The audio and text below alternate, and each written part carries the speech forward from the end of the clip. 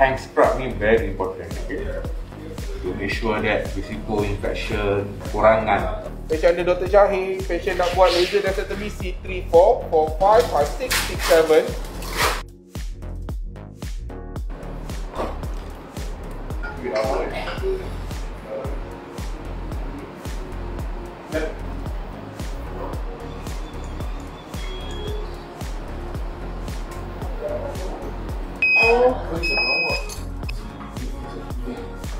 Satu lagi level.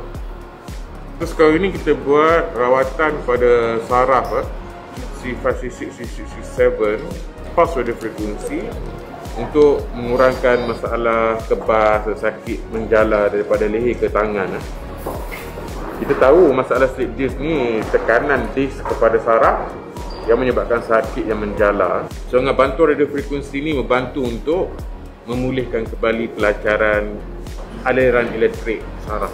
Alhamdulillah, kita sudah buat 4 level cervical laser, C4, C45, C5, C6, C6, C7, radiofrequency pada dua-dua belah pada saraf akar dan juga radiofrequency pada dua-dua belah sendi facet. Okay? Hopefully that he will recover. Sebarang pertanyaan, ask Dr. Syahir Pain.